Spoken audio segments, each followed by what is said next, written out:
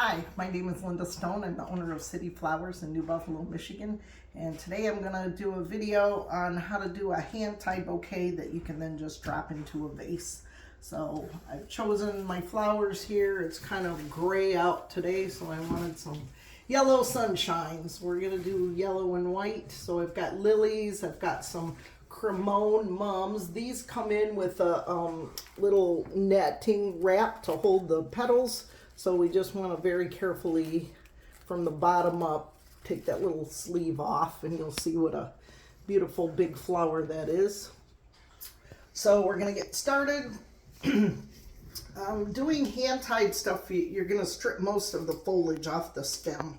So I'm going to take these leaves off. And with the lilies, since the laterals are kind of long, I may not want to use that whole thing. If I don't, I can just snip that off. I'm going to leave it for right now, and we'll see as I get going along here.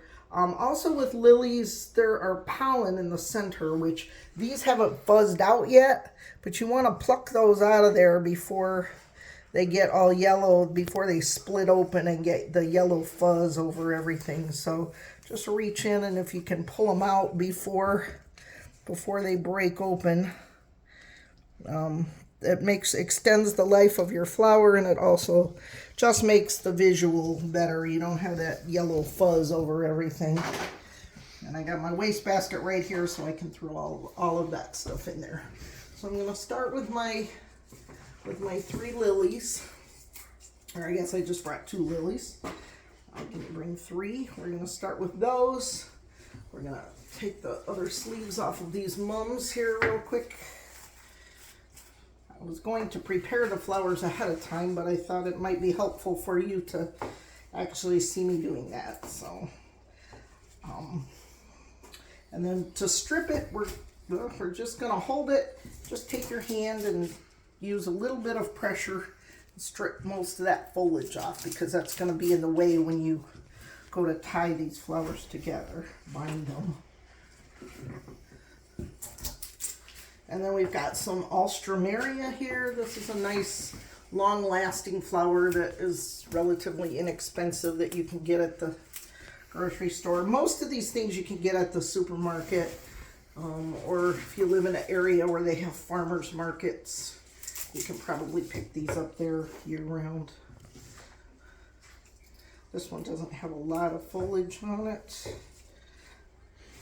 And then we've got our yellow daisy mums here. Anything that has been broken off, like these 2 laterals here, I'm just going to cut that because there's no heads on them. And we may go back and thin some of this out as I'm doing it, but for right now, we're just going to leave them and see how it looks as we get going along. We'll take these off. Then I have also in the bucket, I have white wax flower that we're going to use as a filler, and some Cedar eucalyptus.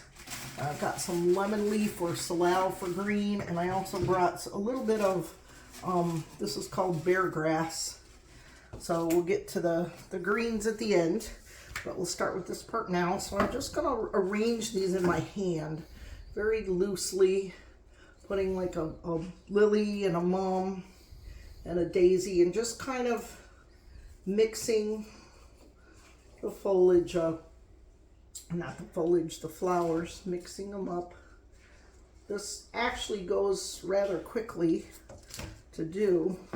I'm going to put my other lily here, and I can see that I just broke the petal off of that one. So I'm going to cut that one off, and we won't use that guy. We'll put this one over here.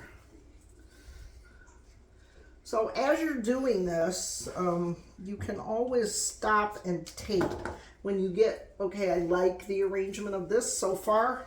It gets hard to keep holding it in your hand and keep a good, maintain a good shape to it. I'm just going to tape it, and this is floral binding tape. This is something that sticks to itself as you stretch it. So I just start wrapping it around the stem, and I don't have to wrap very much. I'm just going to do a little bit here just to hold in place what I already have. Sometimes you can go through and do the whole arrangement without doing that, but if you need to, that tape is a good a good way to get going to start. We'll put our other ones here. These are just so big and beautiful. I'll put this one on this side.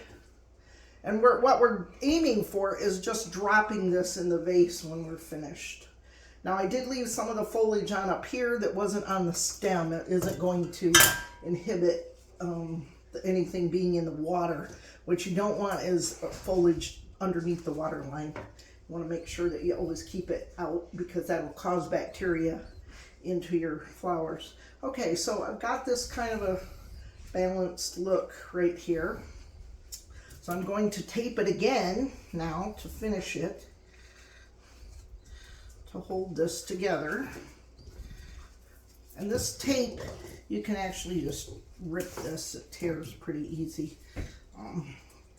And I don't want to tape it super tight because I do want to still add some filler in between some of these flowers. So I'm just loosely binding it right here to just kind of hold it together. But you do have to stretch the tape to get it to stick. Okay, so now I still have freedom to move things around a little bit, move stuff up and down, or however, if I need to rearrange anything. Okay, now I'm going to go with my wax flower. I'm going to lay that down for a minute. Get some of this out of the bucket. Just pull it all out because it seems to be stuck in there anyway.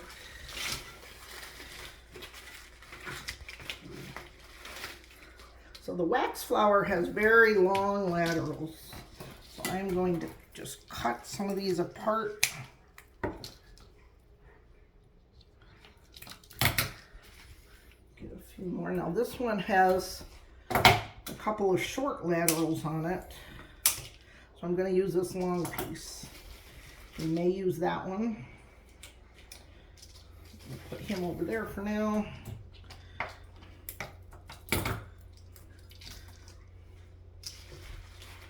One more piece here.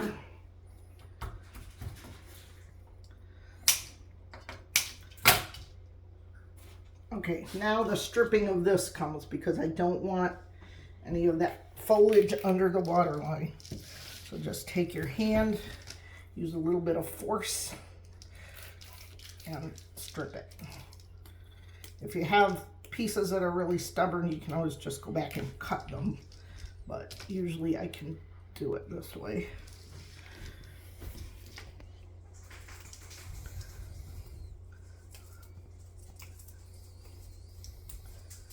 Get all that off. Most of the time when you're doing a vase arrangement, people just start putting the flowers right in the vase. And you can also certainly do it that way too. We do it that way a lot in the flower shop.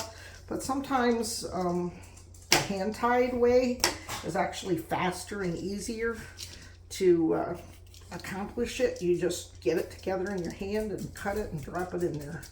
So, and this takes a little bit of practice to get skilled at this like anything else. But I think once you do it, you'll probably find that you like this method. So, okay, so now we're going to insert our wax flower, and we can just go in between. Since these were bound, but bound loosely, we can go in between there and just push our stems down and then pull from the bottom until you get it the height that you want it. So I want one right over here.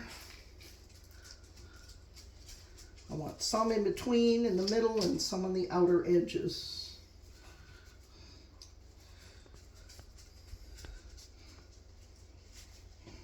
Now your binding tape may come a little bit loose when you're doing this, but that's okay because we can always bind it again. So I'm going to put one here. Got a couple more. Put one in the middle.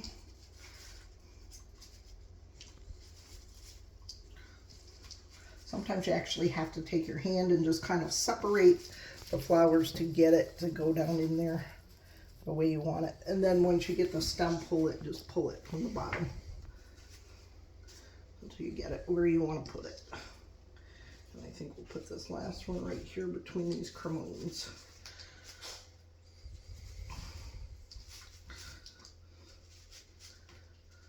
Okay, so we have the wax flower in. Let me strip this little piece that I missed. And I've got one more of those over here. And we'll just put these right here. So now we've got that, and now we're gonna just add our greens to the outside. And if there's too many leaves, again, I can't stress enough to not have any foliage under the water line. That will introduce bacteria into your water very quickly, and it will really prematurely make your flowers die. So just grabbing this with my hand, kind of spacing it around here.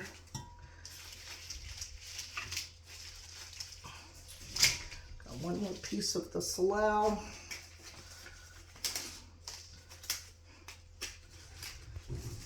And then we're going to add a little bit of the seeded eucalyptus. I like this around the edge. It kind of gives it movement. And we can break this apart and use it in different places. If this gets too hard to hold, remember you can always just stop and bind it together again. I'm just going to finish this one up without binding it at this point.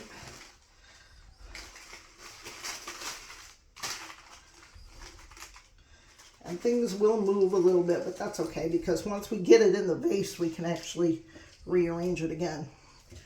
And now I'm going to add just a little bit of grass. Oops, I almost tipped my vase over. This grass just also gives it a flow and motion. Just makes it pop a little bit. So I'm just going to put some pieces of this. I don't want them too long. I can always go and cut them at the end if I find that they're longer than I want them to be. So you don't have to worry too much about that as you're arranging it.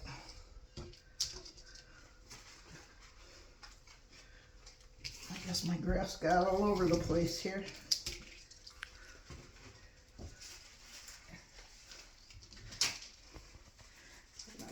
Got the dropsies, not hanging on to them very well. Okay, so I've pretty much got everything in there. Now, I can bind it again. It's getting pretty thick for my hand to hold at this point.